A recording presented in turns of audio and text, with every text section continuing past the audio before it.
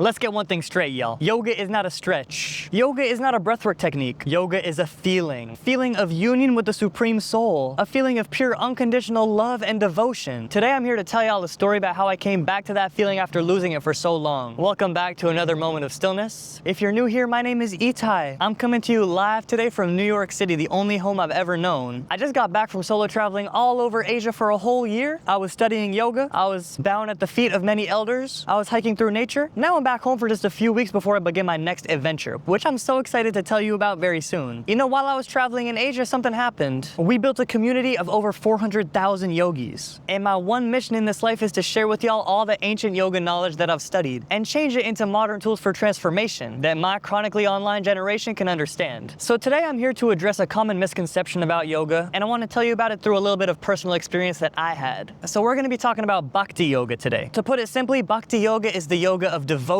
We have karma yoga, which is the yoga of action, of philanthropy, of public service. We have jnana yoga, which is the yoga of knowledge, of studying, of scholarship. Bhakti yoga is the yoga of prayer, of chanting, of mantra, of loving the divine. Bhakti yoga practitioners understand that if you can cultivate this feeling in your heart, then all the other imbalances in your life will take care of themselves. This feeling is the most important pursuit any of us can have in this life. Sometimes we think material possessions will get us there, and sometimes material possessions do get us there for a little bit, but due to the cyclical and dual nature of this material world, those highs never last. There's always a come down. Bhakti is the practice of staying in that state of love. There are many ways to practice bhakti yoga, but the one I want to talk about today is kirtan. Kirtan has changed my life completely. Kirtan is a style of music that's super popular in India and in yoga communities all over the world. Essentially, it involves a lot of singers gathering around, some of them with instruments like harmonium or drums or chimes, and everyone's chanting mantra. What is mantra? Mantras are Sanskrit phrases that are divinely tuned for resonance with the divine. What do I mean by that? When you make different vowel sounds like O or A or E, it creates different cymatic waves in the body. If you don't know what cymatics is the study of the shape of sound waves. So different sound waves have different geometric patterns, and yogis have known for a long time that different cymatic patterns have different effects on the body, mind, and spirit. So for example, when we chant Om, the simplest and most important mantra in yoga, the cymatic effect is very powerful. The A reaches out nice and open and wide to the world around us. The O focuses our energy in one direction,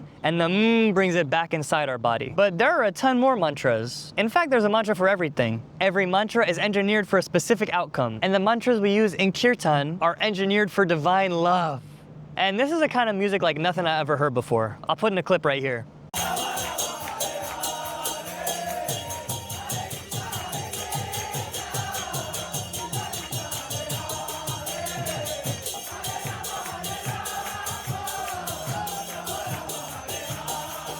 That was a clip from the Bhakti Center right here in New York City. I've been going all the time since I got home. So just by hearing that clip, you can understand a little bit about what I mean. Now listen, way before I was a yogi, I was a musician. In fact, I was a drummer in a rock band for 7 years of my life.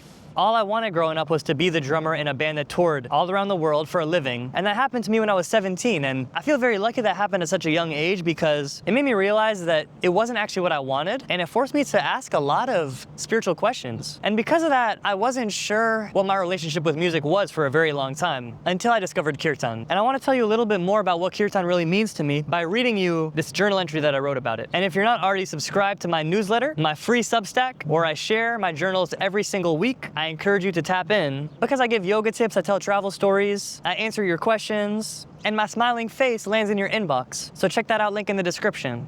But for now, y'all get a read aloud. So here's a piece about how yoga and kirtan helped me fall back in love with music. The title is How Yoga Taught Me to Sing Again. Yoga cured my writer's block. Gone are the days of finite creative juices. How many times can I pour my holy devotion onto a page before the message gets old, before the well runs dry? I'll let you know if it ever does. For now, my every artistic act is an offering crafted for God. No more asking, why am I writing this? Who is this for? I know exactly who I'm addressing. It's all prayer. But long before I was a writer or a yogi, I was a musician. My parents met in their high school marching band. They had to drag me into my first piano lesson as I kicked and screamed in protest. I was 8 years old. I hated it. But at 10, I floated over to the throne of a drum kit and fell in love. By 16, I was the drummer of a rock band. Together, we missed much of high school, touring the world instead. Pure euphoria and oxytocin would rise up in my spine nightly as we graced massive stages. But the lifestyle left me nocturnal, and morning signified come-downs of a torturous caliber. The kit was my life. The rest was limbo. I smoked away the space between gigs. In the studio, I smoked shallow songs into existence. During intermittent spells of sobriety, my fishing lines in the sea of music seldom caught game. I'd get frustrated. What's it all for, I'd think? It was all to get back on stage. I had no regard for anything else. Creativity stopped being fun. My addiction masked itself well. That's when yoga found me. Mundane monotony became beautiful. Breath became a drug. God became real. The sun welcomed me home to the hug of its warm rays. I even put the pipe down for good. I gushed about my sadhana to anybody who'd listen. I became obsessed, feeling deeply called to disperse the light I'd found, tirelessly utilizing word of mouth as my vessel to pass on the dharma lessons that changed my life. Consequently, I came to find out that the relationships I'd carried over from life before yoga weren't built to nourish my new passion. I was misunderstood and dismissed, even scoffed at by friends I'd long considered allies. Above all, there was no place in my band's music for my devotional sentiments to find expression. To cope, I turned to the tabula rasa of blank white paper. I wrote pages and pages of love letters to the cosmos within me. I drew looming, life-size pastel portraits of meditating sadhus. I set out to employ art as a bridge that could lead me to like-minded humans, but instead, I stumbled into a dialogue with the Supreme Soul that hasn't ceased since. That blooming relationship made my goals shift. I set out to become God's favorite instrument. Let me be your channel. Play me like a marionette. Your wish is my command. That's what I was telling myself. That's what I was telling him, I should say. To this day, I haven't tired of being the wagging finger on God's grand hand. But something's still missing. I'm still terrified of making music. Why does the sonic medium intimidate me so much more than the verbal or visual? God has allowed me to vaunt music's towering barrier of entry and endowed me with technical proficiency. Yet, I feel so much safer exploring mediums that force me into the role of a novice. With no cerebral haze of talent or training hanging above me, I'm free to reach up into the heavens unencumbered and glean creative energy from its true source. Whimsy, innocence, and curiosity.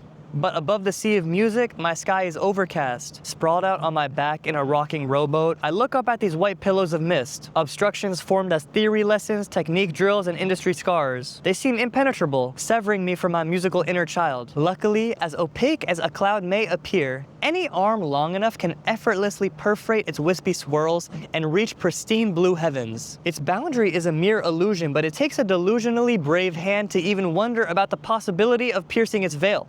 This leap in consciousness may require an audacious urge to challenge the impossible, outrage be damned, but it needs only an instant in time. In one moment, all previously held limiting beliefs of the explorer are shattered. Simultaneously, all spectators break their own spell of hypnosis. Ultimately, all who witnessed the miracle shared the story far and wide, to an awestruck audience, until their words carry a remedial power equivalent to the physical act of touching the sky. In yoga, we call these magical words mantra. Mantras are not just spoken, they're sung in melodies and phonemes specifically tuned to divine cymatic resonance. The most potent mantras simply evoke endlessly powerful Hindu deities. Brahma, Vishnu, Shiva, Krishna, Rama, Sita, Radha, Lakshmi, Parvati, Saraswati, Ganesha, Hanuman. As the names of these gods enter the larynx of a singer, divinity itself reverberates down the spine, soaking the whole body in unconditional love. Yogis have made a ritual of gathering to repeat these holy names for hours on end, getting exuberantly intoxicated on their own oxytocin. We call this kirtan.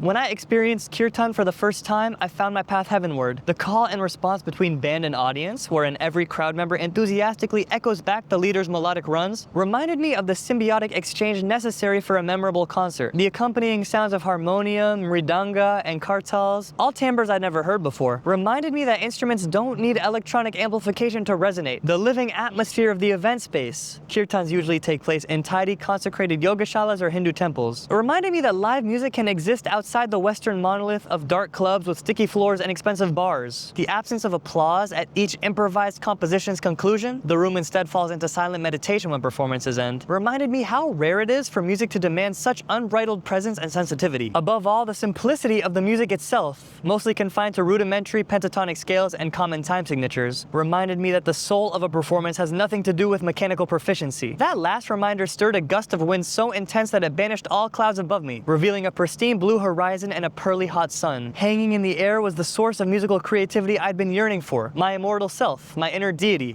a complete absence of crushing knowledge. In bhakti, the yoga of devotion, of pure oxytocin, I've remembered how to forget. I've been taught by its vibrations how to rewrite old programming, silence the wannabe virtuoso devil on my shoulder, and appease the guileless, wide-eyed cherub within me. If the feeling came in a pill, we'd all take it. I'll certainly be enjoying my daily dose. Now that kirtan has cleared my musical conduit, I'll let it pour from me freely just as words and images have. Every note I squeak will be dedicated to the bhaktas that came before me. They showed us all what it means to touch the sky. May our every creation inch in their direction, tell their story and make them proud. May we all resume our rightful roles as humble instruments in this cosmic symphony. So that's what I wrote about kirtan, about bhakti. I hope you enjoyed me reading that. If you listened to the podcast episode I did with my sister a few weeks ago, then you know that this has been on my mind. Coming back home thinking about what kind of music I want to make now that I'm back with all my gear. And I realize that kirtan is the closest to yoga that music can get. And that inspires me so much. Like I said, I've been going to the Bhakti Center several times a week. I'll see you there if you want to come. And just learning from all the powerful musicians there. I can't wait to see where this journey of bhakti takes me. And I know that before long, I'll be leading kirtans of my own. But what I want everyone to take away from what I just wrote is that yoga comes in many shapes and sizes, y'all. You don't have to roll out your mat. You don't even have to be flexible. Never forget that the true definition of yoga is union, connection, understanding, interbeing. And yogis use whatever path's available to get us there. Once again, don't be mistaken. Don't confuse a temporary high with a sustainable yogic path. If you need a substance to get there, then your emotions will be volatile. If you need certain conditions to get there, then you'll be a prisoner. So I encourage you to try bhakti, to listen to some kirtan. In the description, I'll include some of my favorite kirtan songs so that you can have a listen and hopefully enjoy. I believe that every yogi should know about kirtan, but unfortunately most do not, especially if you're like me and you started doing yoga in America. I feel so thankful that I was able to travel India and learn about kirtan straight from the source. So leave a comment below and let me know what you think about kirtan, and let me know what other music makes you feel connected in this way, because I'm always looking for new artists to listen to. And together we can make a big playlist of all our favorite music that helps us ascend. By the way, before I get out of here, I want to let y'all know a few things. Number one is I've opened up some time for one-on-one yoga calls. If you see my videos, then you know I can help you with any problem under the sun by giving yoga advice. Whether you got back pain, anxiety, insomnia, self-doubt, tight hips, breathing problems, addiction problems, let's get on the phone and I will help you design a yoga routine that's custom made for you. Your wish is my command. Check out the link below to book your call with me. And like I said, in a few weeks, I'm announcing my next adventure, so stay tuned for that. In the meantime, stay smiley, stay chanting, stay devoted, stay loving. I know you will. I hope you dream a happy dream tonight, and I hope you enjoy the kirtan that I've shared with you in the description below. I can't wait to make kirtan music of my own. Until then, have a wonderful day. I love you so, so much. I love you. I appreciate you. Thank you for listening. Thank you for giving me your time. Catch y'all in a bit. Peace and love.